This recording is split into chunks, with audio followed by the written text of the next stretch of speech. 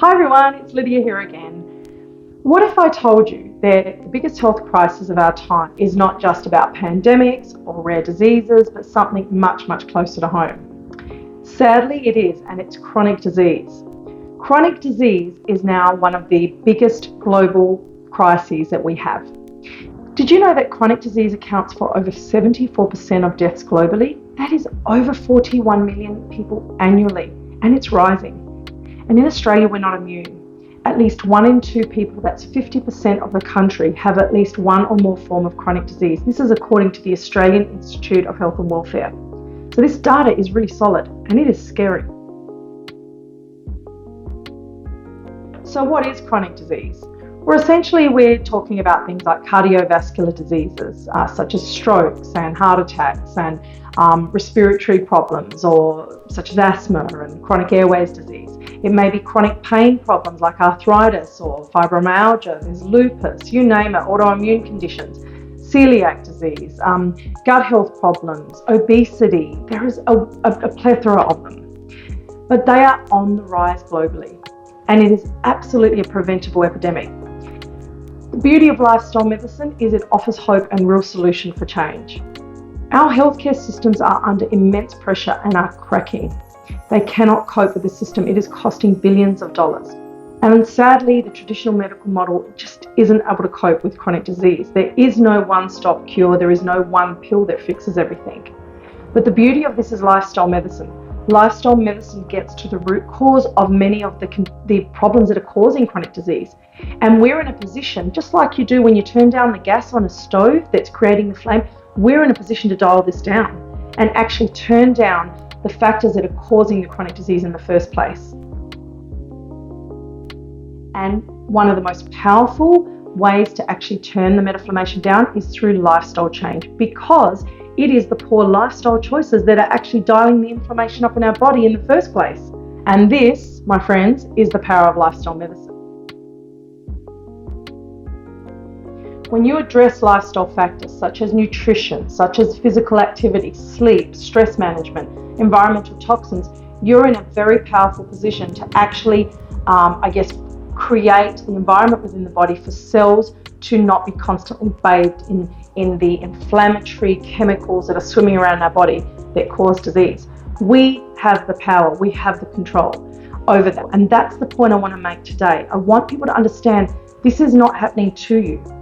You literally have control over the conditions. Now, sadly, the environment we live in is very conducive to poor lifestyle factors. It is the result of convenience, of large corporations creating a lot of wealth out of convenient food manufacturing and ultra-processed foods. Our food supply system is a complete mess as a result. So there are stresses that are happening in our environment which we may not have control over.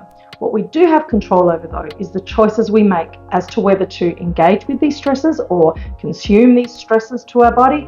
And I just want today's message in this video to really be about the fact that you have the ability and the control over this. So when you delve into the lifestyle factors specifically of physical activity, nutrition, stress management, good restorative sleep, minimizing environmental toxins or exposure to those toxins, relationship connections. When you look at all those different lifestyle factors and you delve into each of these and you address those that are out of balance, you really are able to get to the root cause of what is potentially driving the inflammation in our body. And then when you make those changes, you can dial that back down. And so that creates the environment in the body for it to be able to heal innately. Our body is always aiming to move back into homeostasis, back into balance. When you give it the right environment and remove those constant stresses that are on the body away, then the body naturally moves back into a state of homeostasis, or it wants to. That's what it's trying to do. So you create healing naturally in the body. It is powerful. It is certainly the way out of this chronic disease crisis that we are in globally. And I think there is a real movement towards this approach and towards addressing lifestyle factors and addressing the root cause of chronic disease. What can lifestyle medicine actually treat? Can diabetes be reversed? Type 2 diabetes I'm talking about here. Absolutely. And don't let anyone tell you it can't be. Lowering blood pressure and minimizing heart disease risk.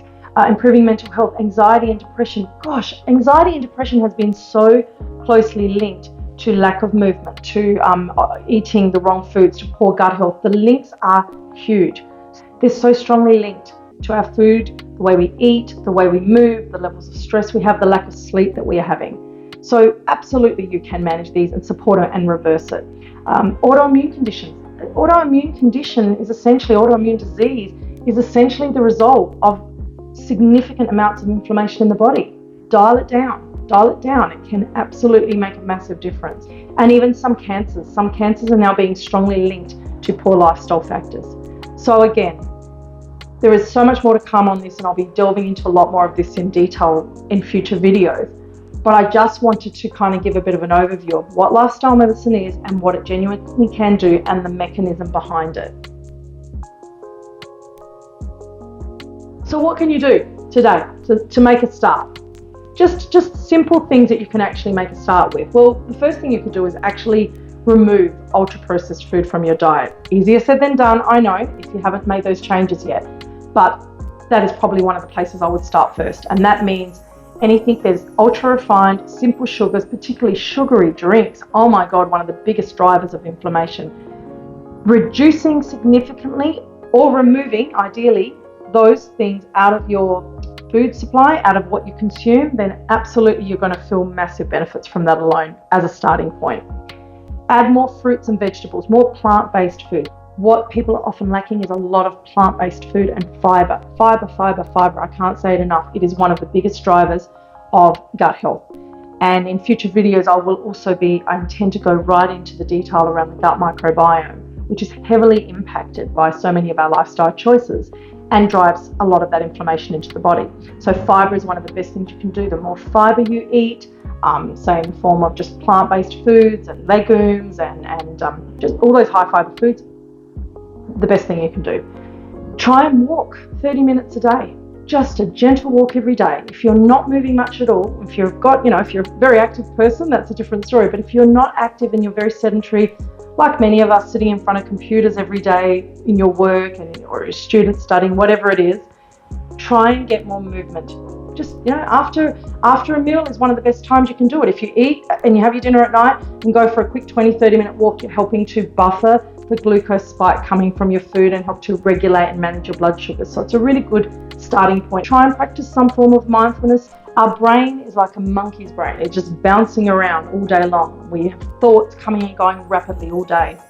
And because of the way our society is and that we're on all the time with devices and screens and the fast-paced lifestyle we lead, it is not conducive to allowing us to have those moments of peace and connectedness. When I say be mindful, just have moments. It might not even be out in nature. I mean, that's fantastic. It might be just sitting on a chair, turning off the screen for a moment and just having a moment of just listening to your breath in and out. Thoughts will come, thoughts will go, but just focus on that breath. It's just that act of mindfulness that can help to regulate and calm the nervous system down. If you can do that once a day or more, even better. But introducing a simple practice like that can be really beneficial. Prioritizing sleep, restorative sleep. So, really getting into a practice of putting good sleep hygiene practices in place. Start thinking about switching those devices off a good half an hour at least before going to bed, and just trying to get some simple habits and routines in to help, calm and get that good sleep down. Try and get out and connect with people more. Those things are really important too. Building your social connections and networks and spending more time connecting with other humans. Something we lack these days, particularly that we're always on a device rather than looking into the eyes of another person. So I think they're simple steps that are easy to get started with. And we will certainly delve into a lot of this a lot further in future videos. The main thing to understand is this is not about perfection. We tend to put a lot of pressure on ourselves to do everything right. Here we are at the beginning of a new year. We've got all these great, these great goals we want to achieve. And we're going to do this and we're going to do that. And then within a few weeks, it's all fallen apart because we expect everything to be perfect straight away. It doesn't work like that. Progress, not perfection. One small actionable step at a time is still a step forward rather than a step back or no step at all. So if any of this has resonated with you, you want to subscribe or follow, you can keep getting alerts and see when new videos will come up. But maybe you want to just share some of what your next goals or next steps might be, or your next health step. Share that and let me know. I'd love to hear what ideas people come up with. This is a community and we're going to share a lot of information as we grow. So small baby steps, actionable steps, and just making the action on one thing is better than nothing at all. We'll see you in the next video.